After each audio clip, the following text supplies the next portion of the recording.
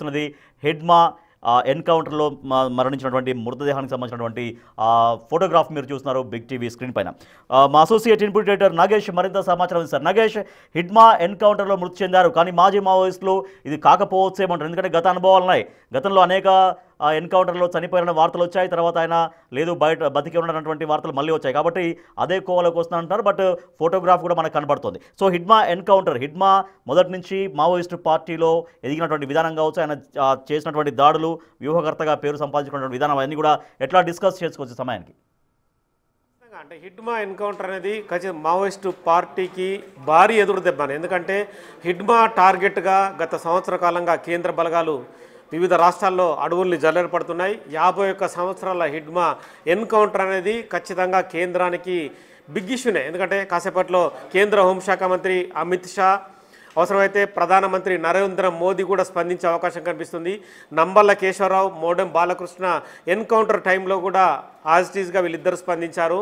మావోయిస్టులపైన ఖచ్చితంగా పై చేయి సాధిస్తున్నాం, ఆపరేషన్ కగార్ విజయవంతమైందని చెప్పి కూడా ప్రకటించే అవకాశం కనిపిస్తుంది. గెరిల్లా ఆపరేషన్లో కీలక సభ్యుడిగా ఉన్న కేంద్ర కమిటీ మెంబరు, మావోయిస్టు పార్టీకి అండదండలు, మావోయిస్టు పార్టీ రైట్ హ్యాండ్ అన్నీ, అంటే ఏ రకంగా చెప్పుకున్నా కూడా హిడ్మా ఎన్కౌంటర్ అనేది కూడా బిగ్గెస్ట్ ఇష్యూనే. ప్రస్తుతం మాజీ పోలీస్ అధికారి, గతంలో మావోయిస్టులను నక్సలైట్లను వెంటాడిన అనుభవం ఉన్న డిటి నాయక్ మనకు బిగ్ టీవీకి అందుబాటులో. నమస్తే అండి డిటి నాయక్ గారు.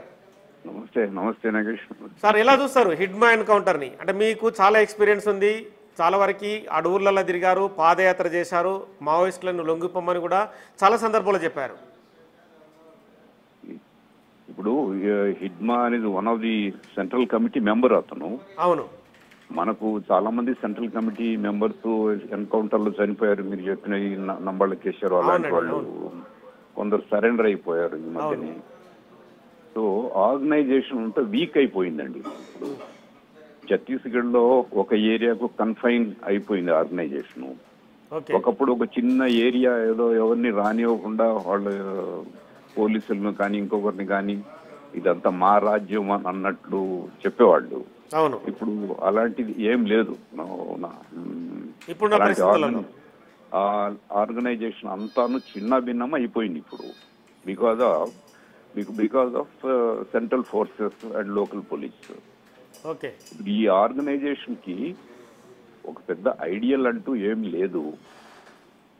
ఆర్గనైజేషన్ కి కేవలము by force, pressure, weapons, violence తో ప్రజల్ని భయపెట్టి ఇన్ని రోజులు బ్రతికారు వాళ్ళు. వాళ్ళ ఐడియల్స్ అంటూ పెద్దగా లేవు. నేను వాళ్ళతో చాలా దగ్గర నుంచి చూశాను. అబ్జర్వేషన్ కూడా ఉండే మీది. సో కేవలం అప్పుడు గవర్నమెంట్ వీక్ గా, అంటే గవర్నమెంట్ వీక్ కాదు కానీ వీళ్ళను పెద్ద పట్టించుకోలేదు. నిజంగానే ఆ రోజుల్లోనే గవర్నమెంట్ సీరియస్ ఉండింటే వీళ్ళు ఇన్ని రోజులు కూడా ఉండరు. సో ఎనీవే ఇప్పుడు సెంట్రల్ గవర్నమెంట్ దాన్ని ఛాలెంజ్ గా తీసుకుని ఫోర్సెస్ అన్ని మస్టర్డ్ చేసి యాక్షన్ తీసుకున్నారు కాబట్టి వీళ్ళందరూ సరెండర్ కావడము. ఒక చిన్న క్వశ్చన్ డిటి నాయక్ గారు, ఇప్పటికి కూడా ప్రభుత్వాలు చేసే దాడులు కానీ అసమానతలు ఉన్నాయి, ప్రజలను సరైన విధానంలో ప్రభుత్వాలు తీసుకెళ్లడం లేదు. ఖచ్చితంగా మావోయిస్ట్ పార్టీ బతికే ఉంటుంది. ఒక హిడ్మా ఎన్కౌంటర్, ఒక నంబళ్ళ కేశవరావు, ఒక మోడెం బాలకృష్ణ ఎన్కౌంటర్లైనా, ఒక ఆశన్న సోను లొంగిపోయినా కూడా ఖచ్చితంగా మావోయిస్ట్ పార్టీ బ్రతికే ఉంటుంది అన్న మాజీ మావోయిస్టుల మాటలను ఎలా చూస్తారు? ఇప్పుడు చచ్చిపోయే ముందు ప్రతి ఒక్కరు ఇలాగే మాట్లాడతారు. అది పోయే ముందు మావోయిస్ట్ దేనికోసం ఉంది, అది ఒక పెద్ద ఐడియలిజం అయితే ఐడియల్ ఉంటుంది. ఇప్పుడు ఇన్ఈక్వాలిటీ పోవాలి అనేది మావోయిస్టులే కాదు, నేను అంటాను, మీరు అంటారు, అందరూ అంటారు. మరి ఇన్ఈక్వాలిటీ పోయే వరకు మనం కూడా అలా ఆలోచిస్తూ ఉంటాం. ద హోల్ ఇష్యూ ఈజ్ ఈ ఇన్ఈక్వాలిటీ పోవడానికి వాళ్ళు ఇన్ని సంవత్సరాలు 1967 నుంచి ఏం జరిగింది? ఇన్ఈక్వాలిటీ ఏమన్నా పోయిందా? ఓన్లీ వెపన్స్ దొంగతనాలు చేయడం, వెపన్ ఉంది కాబట్టి కాల్చడం, చంపడము, ఇవి తప్ప మనం సమాజంలో ఏమన్నా చేంజ్ చూసామా? అది ముఖ్యం.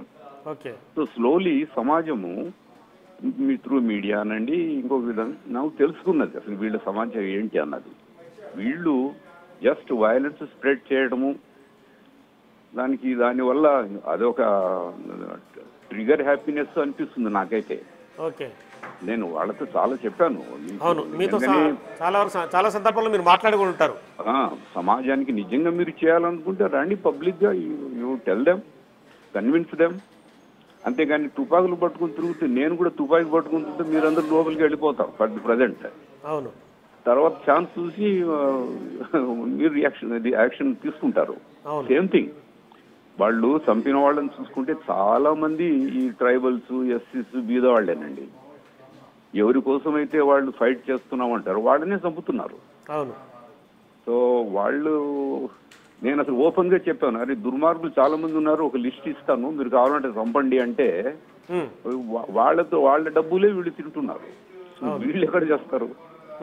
ఇదంతా అయ్యేది కాదు. నేను ఎస్పీగా, ఐజీగా ఉన్నప్పుడు కూడా చెప్పాను, అరే మీరంతా ఇప్పుడు ఒక 30-40 సంవత్సరాలు ఉన్నారు, ఇంకొక 20 ఏళ్ళు పోతే మీకు 60-70 ఏళ్ళు వస్తాయి. అప్పుడు ఆస్టియో ఆర్థరైటిస్ వస్తుంది, ఆయాసం వస్తుంది, నడవలేరు, అప్పుడు మీరే సరెండర్ అవుతారు. కాబట్టి అదంతా ఎందుకు ఇప్పుడే సరెండర్ కాండి నా ముందు అని నేను వాళ్ళకు గబద్ద చేసేవాడిని. చాలా మంది సరెండర్ అయ్యారు అప్పుడు కూడా.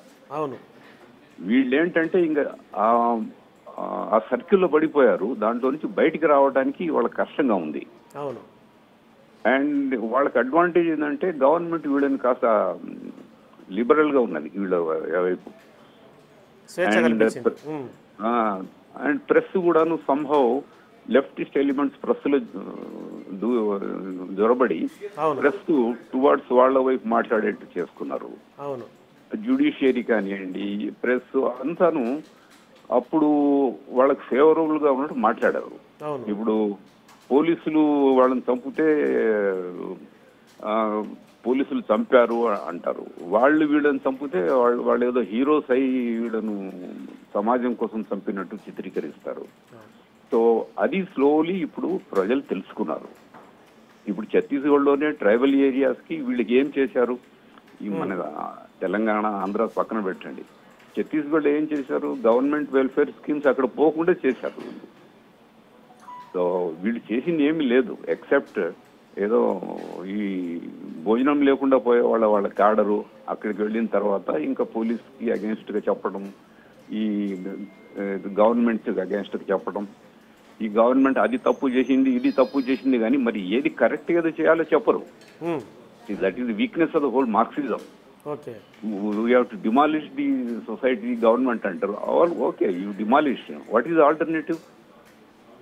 అది లేదు ఆన్సర్ దానికి. అందుకనే ఈ Maoism suffers from that idealism అనేది లేదు అక్కడ. సో వీళ్ళు చాలా రోజులు ఉండరు. అండ్ ఇప్పుడు స్ట్రాంగ్ గవర్నమెంట్స్ వచ్చినప్పుడు they cannot withstand. That is what is happening now. Government, state government చేతులు ఎత్తేసాయి, అందుకని central government has taken it up. So ఒక హిడ్మా ఈజ్ వన్ ట్యాప్. మీ ప్రెస్ వాళ్ళు వీళ్ళని వాడిని ఏదో చాలా హీరో అని ఇచ్చినారు తప్ప, is also one of the leader.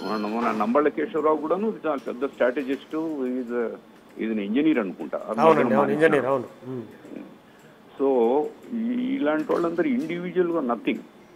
As and today ఇప్పుడు ఆ లీడర్స్ అందరూ ఎక్కడ వాళ్ళ దే హ్యావ్ లాస్ట్ కాంటాక్ట్. క్యాడర్తోనే కాదు, వాళ్ళ కాంటాక్ట్సే లేరు ఇప్పుడు. So organization is collapsing.